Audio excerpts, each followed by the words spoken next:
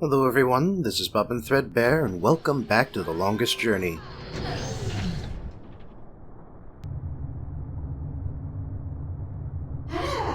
Keep it close to yourself. We're entering the police station. That was so gross. The things I do to save the world, I mean that smell, that sticky stuff, the way that rat just wouldn't let go. Disgusting. Not to mention the fact that I really, truly stink. I don't think this is ever coming off. I'm gonna stink like fish heads and moldy pizza for the rest of my sorry life. You can usually tell a crook by his eyes and his foul behavior. Tuvok? Tuvok? Oh, the one in the back there. Huh. So it does kind of look like. From my extensive knowledge of cop shows, I'd say she's probably the desk sergeant on duty. For some reason, they're always slightly overweight and grumpy. Well, they're a little overweight because it's a desk job. It's a toolbox. There's a sheet of paper in here. And they're grumpy because it's not the best job. It's some kind of requisition form or work order. Bocama Mercer Corporate Labor Union, form number 09042. Short-term tactical suspension of union members' benefits. It's a carbon copy of an old work order. Interesting. The panel is closed.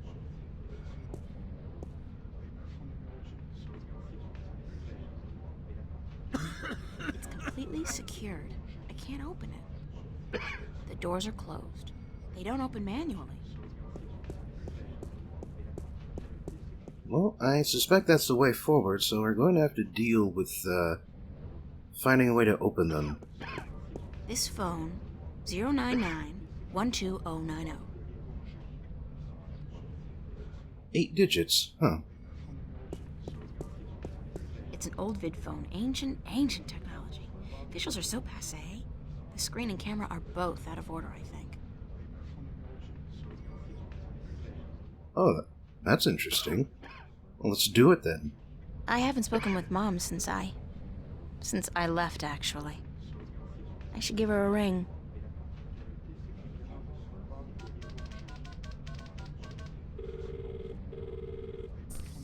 Hello? Hi, Mom? It's April. How are you? Where are you, sweetheart? In the city, Mom, you know that.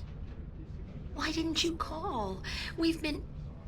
I've been worried sick about you, sweetheart. Didn't you get my letter? Yes, and I can't say I understand why. Well, that was the problem, wasn't it? You didn't understand. I don't think it was fair of you to be so hard on your father. You hurt him a lot, you know? And I'm not just talking about you pushing him down the stairs. And what about me? You don't think he hurt me? Were you so blind you didn't see that? April, you know I can't take sides in this. No. Of course not. Not you. Not ever. Anyway, is Dad doing okay? I mean, after the fall. He broke his arm and he had to take some time off work. Money short because of that. We had to pull Danny out of school until next semester. You can't blame me for those things, Mom. If you hadn't left like you did... I'd probably be dead now, Mom. I couldn't take it anymore. Please, let's not argue about this now. I just wanted to hear your voice. Please come home, April. We still love you. No. Thank you, but no. That's not gonna happen. Listen, I have to go. I'm in the middle of... something. Take care, okay? Okay, sweetheart. I love you. Yeah, me too, Mom. Bye. Huh. So anyway, these two guys are a reference to Brazil. It's a thin guy wearing red coveralls. He looks like a repairman. It's a, portly fellow wearing red coveralls. I think he's a repairman. Those clearly aren't coveralls. Hi. What do you want? We're on our lunch break, honey. Excuse me. How do I smell? Smell? Are you coming on to me, honey? What? I don't know. Women don't usually come on to me, so I'm just checking. I wouldn't want to miss a come on. I asked you how I smelled. Yeah, right. Like, moldy pizza and... is that salmon? Smoked. Yeah. And a faint touch of rum?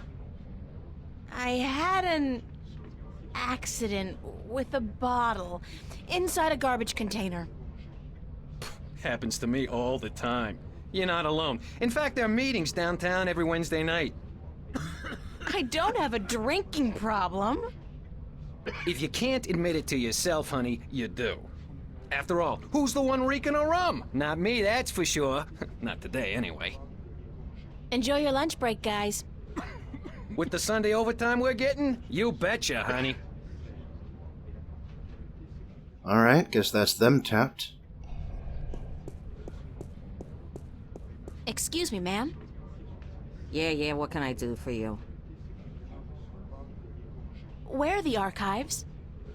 The archives? You're not an officer of the law, are you?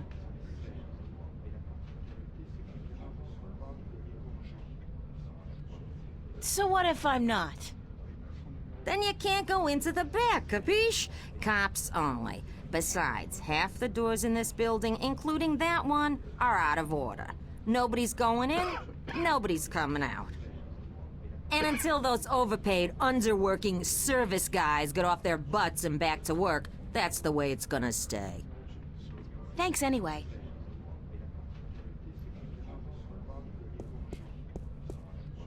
Well, maybe we can talk them into working? It's me again.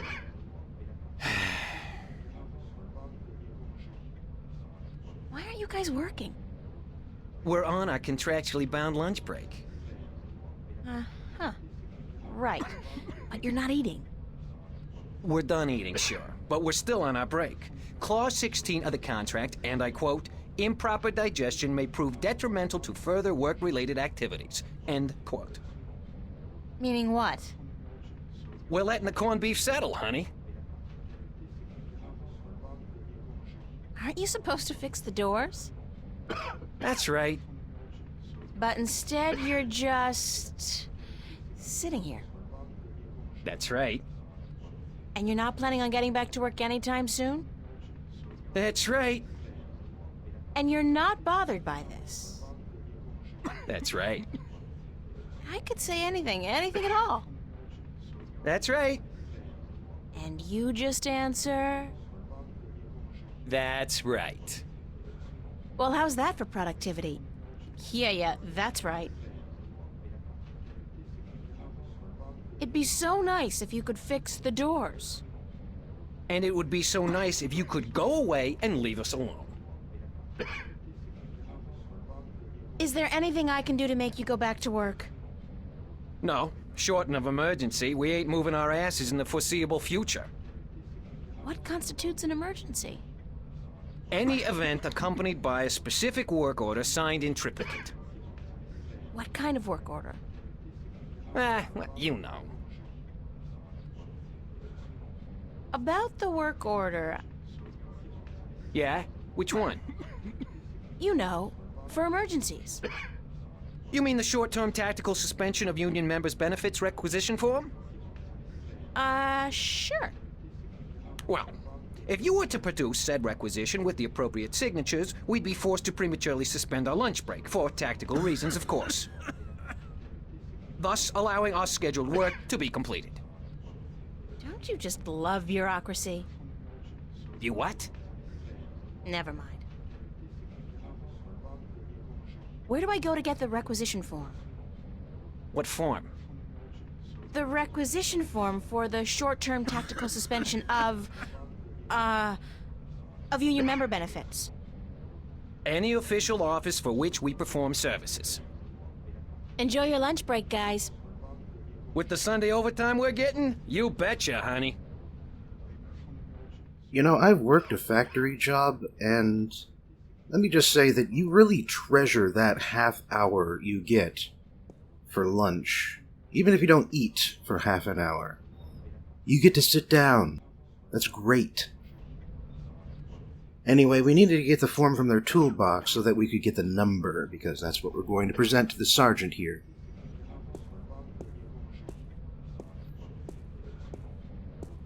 Excuse me, ma'am. You again. What do you want now? I need a requisition form number 09042. Short-term tactical suspension of union members' benefits. Hold on. Kind of interesting how this cyberpunk future has strong unions. Bureaucratic unions, sure, but strong unions. Here you go, miss. Union requisition form number 09042.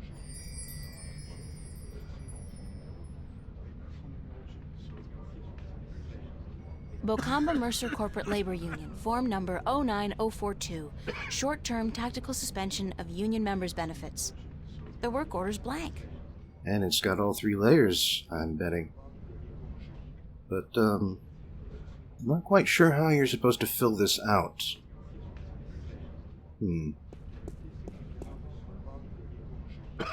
Oh, wait. Looks like I could... No? Well, that doesn't work. Well, it looks like... I better fill out this work order first. Oh. So it happens automatically, then. Fix the damn doors. Sign the commission. There. I'm really sick of that guy with a cold.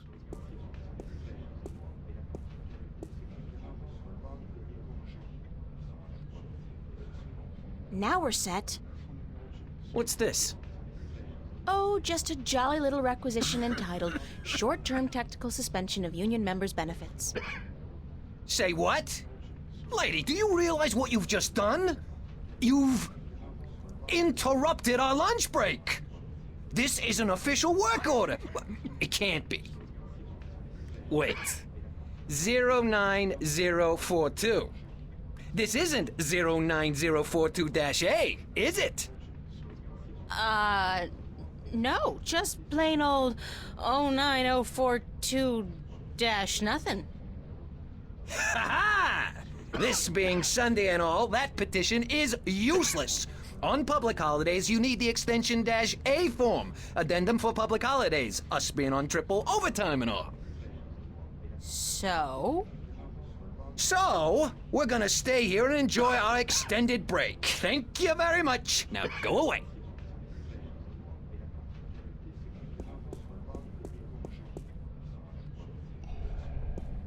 excuse me, ma'am. You again. What do you want now? I'm sorry, but I need the 09042-A requisition form addendum as well. The what? The 09042-A? Why the hell didn't you ask me for that one in the first place? Because I'm a cruel bitch and I love torturing you. In fact, I've made it my life's mission to haunt you forever and ever with requests for useless forms and documents. Hold on. Let me also say that when you're earning overtime, you feel like you've earned it because you are working for probably about 2 weeks without a single break. All right, requisition form number 09042-A. And that better be it. In which case, lunch breaks become even more important. Because there's no extended break in sight. Bocamba Mercer Corporate Labor Union, form number 09042-A. Short-term tactical suspension of union members' benefits. Public holiday addendum.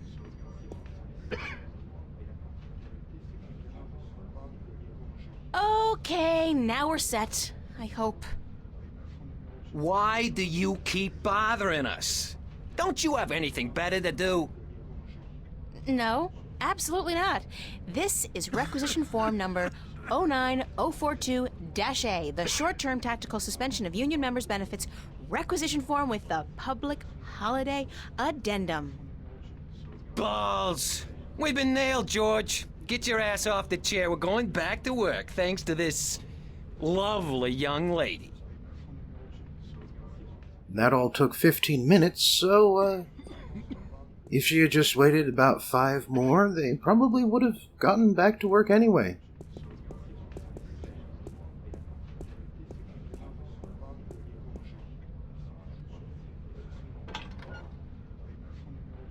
Okay, so they opened the panel, and they're doing something with it, but the door's staying shut.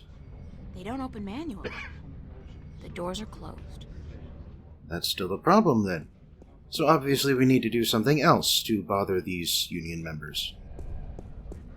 Good to see you up and about, George. Mister, the plane! The plane! Huh. Are you guys gonna be done soon? Hey, who knows? This is complicated stuff, honey.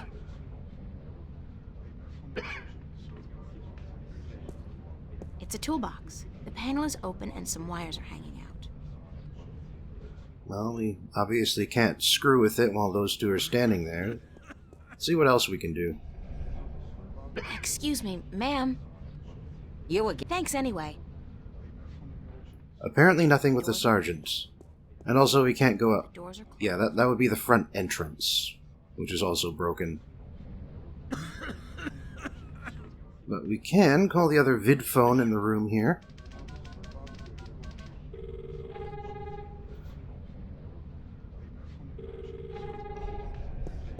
Let's see if we can say there's maybe a call coming for them. Hey, there's a phone call for you. For me? Who is it? I think it might be union business. Out of my way, lady! Okay. How about you? Good to see you up and about. The ants! They're everywhere! There are ants in my pants! Okay. Vidphone. The screen and camera are both out of order. Well, guess we should maybe try again, or... I can't get to the wires while these guys are working on them. I need to create some kind of distraction. Get them away from the panel.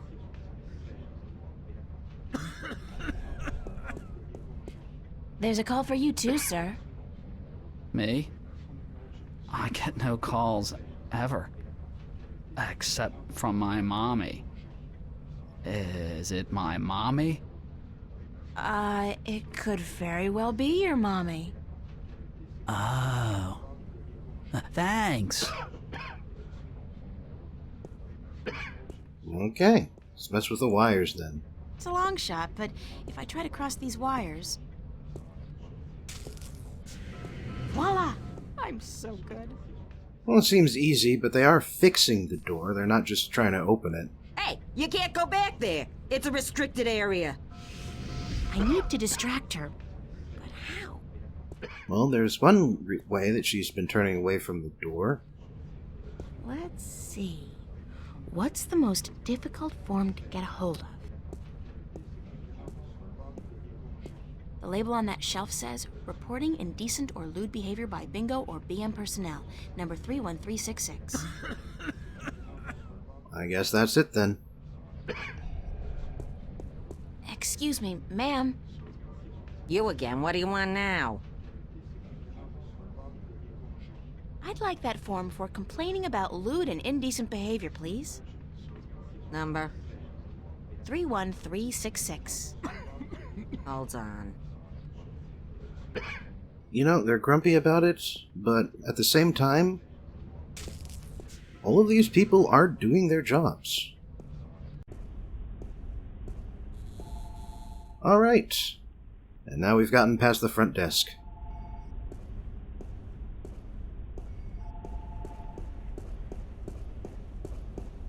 Bingo! The world's favorite soda. And after the devastating soda wars of 2159, the world's only soda. Considering the fact that I'm inside a police station, it might be prudent to pay for the soda first. Oh, if you insist.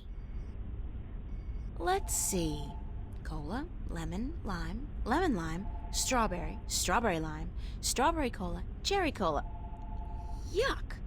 I'll go with the old standby, Bingo Classic. Boring, but safe. Man, what's so yuck about cherry cola? Where did you reach to get that thing? It's a retinal scanner, instantly outdated by the genetic scanner, but I guess here they don't care. Well, it's not entirely outdated. Archives. But yeah, it's clear that, Locker room. we're going to need an eyeball to get into the archives. So let's see what we can find around here. Sergeant Anthony McDonald. Sergeant Morty Lode. Sergeant Maria Hernandez.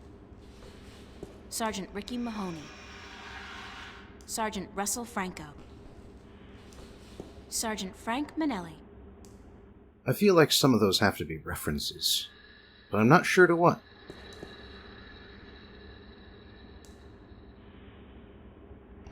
It's occupied.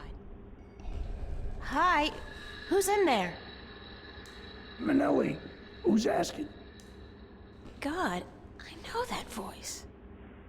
What? Who are you?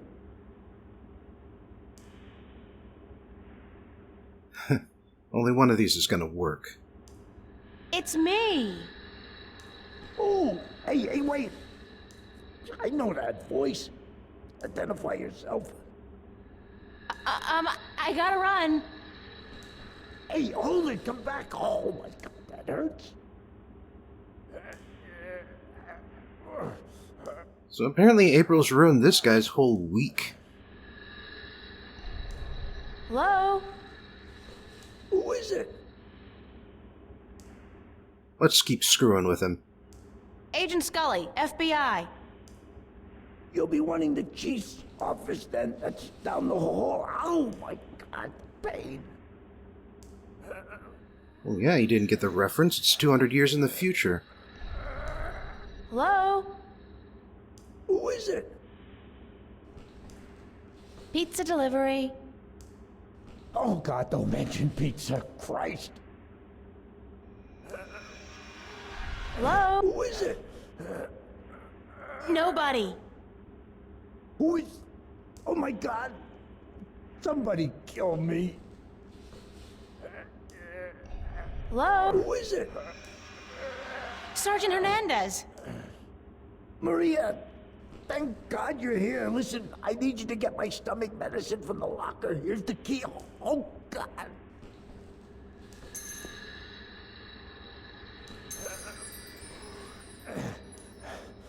Alright, we're making progress. It's the key to Frank Manelli's locker. It's a can of delicious Bingo Classic Soda. Even if it wasn't the only soda available, Bingo would still be the soda for me.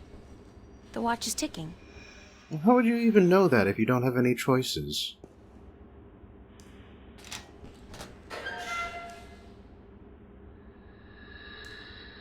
Sergeant Manelli's been banging his locker shut one too many times. Say hello to 7 years of bad luck, guy. That sure makes me feel a whole lot better about harassing him. Well, it doesn't make me feel any better. It's a loose shard of the mirror glass. I'll just carefully separate this shard from the mirror. Like so. I'll have to be careful carrying this around. Archives login. F. Manelli.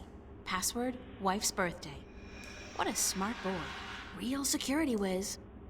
Well, at least he put the note where he wrote it down behind something. It's better than some people.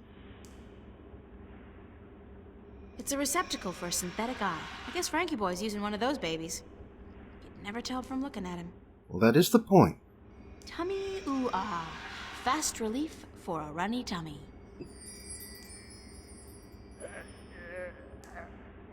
Tummy ooh ah. It's a shard of glass from a mirror. Tummy Ooh Ah. What a name. The showers. Unisex, of course. Much like the rest of the locker room, apparently. Well, let's at least do him one good favor before we steal his eye. Oh, thank God, thank God.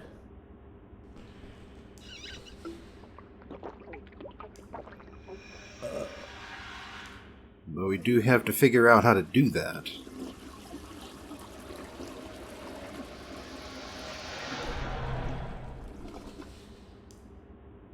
are you feeling? Better. A little better. I need it.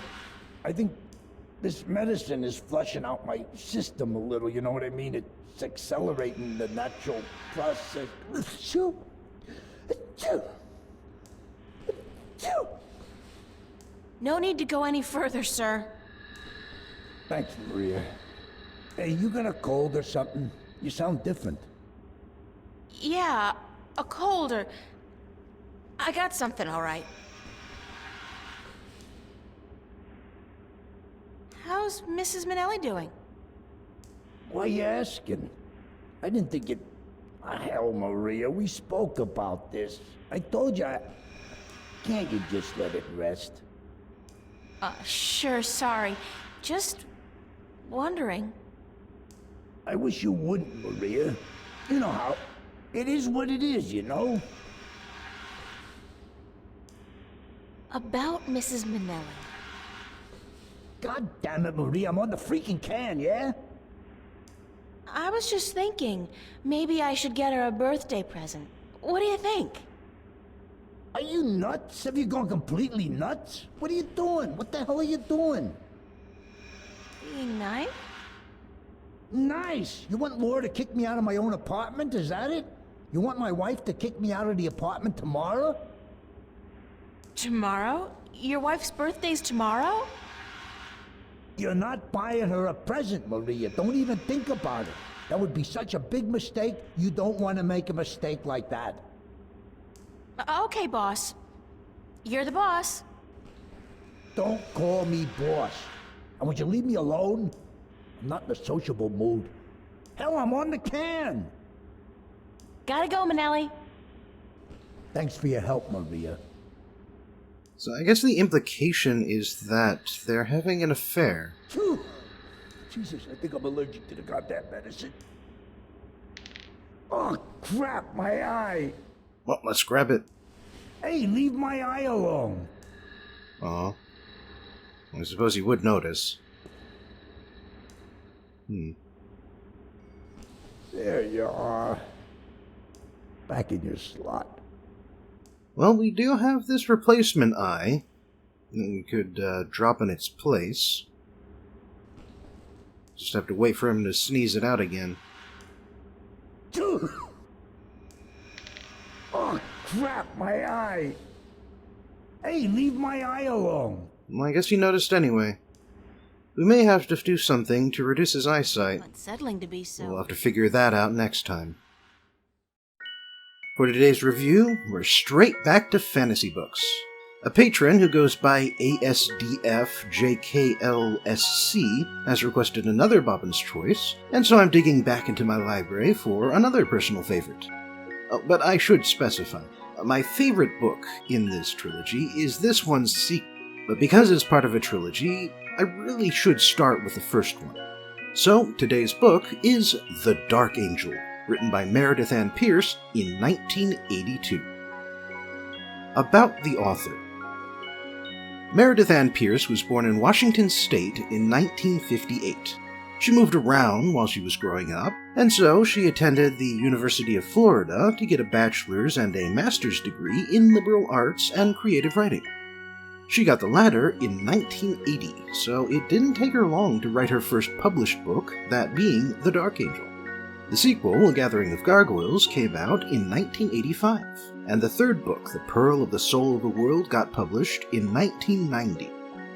All three parts of the Darkangel trilogy earned accolades as children's books, but Pierce is arguably more famous for the Firebringer trilogy, which she wrote concurrently in the late 80s and 90s. It's about a tribe of unicorns and their enemies, the Wyverns, with humans being minor characters at best. She also wrote a couple more books in the aughts, but her writing career has apparently tapered off from what I could find. Even her website seems pretty old. Mostly she seems to be content to live off the grid in southern Florida. As such, well, I guess we're done here. So, on to the story. First of all, I should explain what I said last week about this book. This all gets explained later, but I figure it wouldn't help with the summary for you guys to hear it all up front. Centuries ago, humans terraformed the moon and created a new environment, complete with small humanoids who are fully adapted to the climate and the gravity.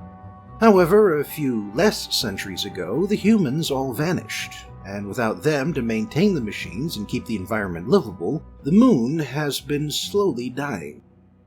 The story begins on the slopes of a mountain with two adolescent girls, Ariel and Yodwin.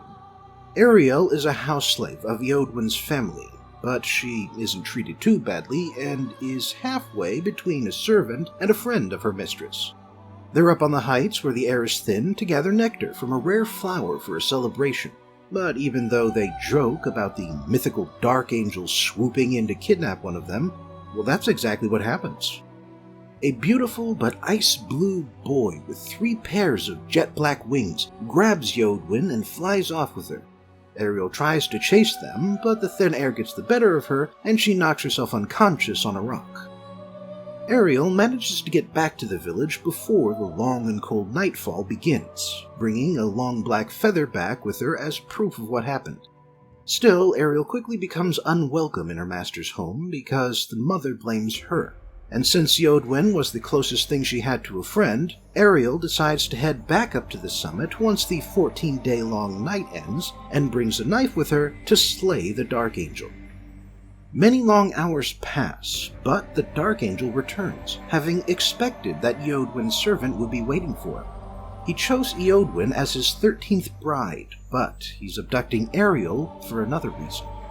Ariel tries to fight back, but she hesitates when she notices how beautiful he is, and that gives him the chance to steal her away. The two eventually land on a tower guarded by a group of gargoyles, stone-gray monsters that are both ugly and starving. As the Darkangel explains, the castle once belonged to a king, but his son died and then he fell ill, and when the Darkangel showed up, the queen evacuated her people to a far distant land. As for right now, the Darkangel needs a maid to care for his brides, all of whom have become shriveled and empty since the Darkangel sucked out their souls and drank their blood. He carries each of those souls in a lead vial on a chain around his neck, and he only needs one more to complete the set and become a full Darkangel. Still, he can't collect his last bride until just before his one night of sleep each year, and until then, his wives need tending. He's had other maids before, but they all either killed themselves or tried to run away. Now that always ends with the Darkangel chasing them down and killing them, since the gargoyles start screaming whenever they spot a maid fleeing. The Darkangel introduces Ariel to his wraith wives, but they all look so similar that she can't tell which of them used to be her Yodwin. They're also so far gone that they can't remember who they are either. Ariel flees the room and ends up in the garden, searching for something to eat. She has no luck, but when her shadow covers a statue of a short person, the person comes to life. He calls himself a Dwarf, a creature of the underground who turns to stone when touched by the light of the sun. Ariel helps the man reach the shadow of a bush, and he then explains that he was the castle's old treasurer, and he explains that he's been helping the Darkangel's maids by bringing them food and letting them use a magic spindle to create thread from emotions. The last maid only felt pity and revulsion for the wraith wives, and so the threads she spun and the gowns she made were heavy and gray. For Ariel, it starts the same way, but as she grows used to the wraiths, she starts spinning patience and charity, which produce much lighter and brighter threads. She also starts feeding the poor gargoyles, and when the Darkangel notices, he decides not to kill her for entering the tower because she's interesting. None of the other maids had even dared to visit the tower before. Later on, Ariel discovers the Darkangel torturing a bat for fun, and she's horrified that he thinks it's amusing. To keep him from doing any more harm, she promises to tell him stories to keep him entertained. Eventually, this brings her around to a story told to her by a creepy older house slave named Durna. Once, Durna was a wet nurse for her chieftain's son, but one day the chieftain's wife and her train entered a barren desert and became trapped by a still lake full of poisoned water. Durna eventually trades the chieftain's son to the mistress of the waters in exchange for their freedom, and she lies about it to her mistress.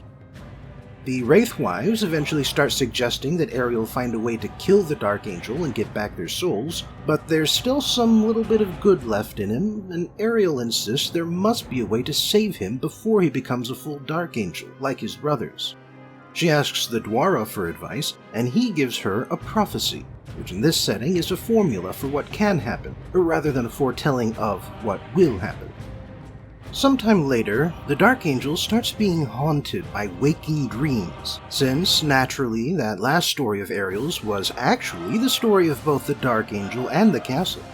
The Darkangel is going crazy from the nightmares, and he wants to murder Ariel, so the Dwarf puts her on a swift boat and sends her off on an underground stream so that the gargoyles can't see her. From there, she must cross the plains and the desert to the spot where Oceanus, Earth, sits directly overhead.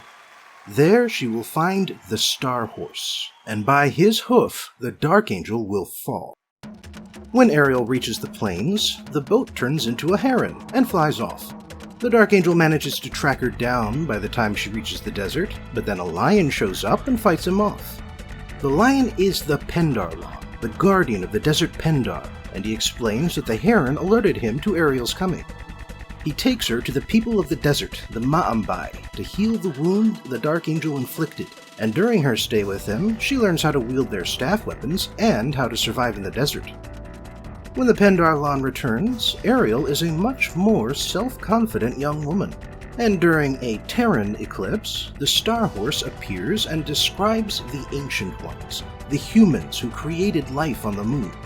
The Star Horse disappears as the eclipse ends, but one of his hooves, the immortal part of him, remains behind. This is what Ariel came for, and so she and the lion race back to the edge of the desert.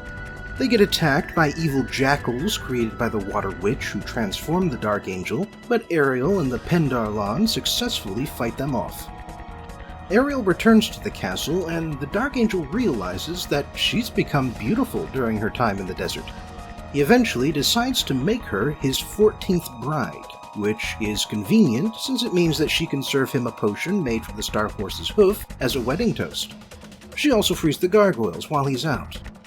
When the Darkangel drinks the potion, he collapses, poisoned by the pure water, but not quite dead.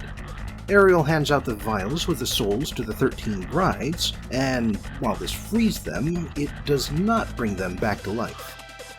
Finally, Ariel decides to free the Darkangel instead of kill him. The Water Witch covered his heart with lead, and so she uses the magic blade Adamant to cut open his chest, free his heart, and then put her own in its place. It's magical, just go with it.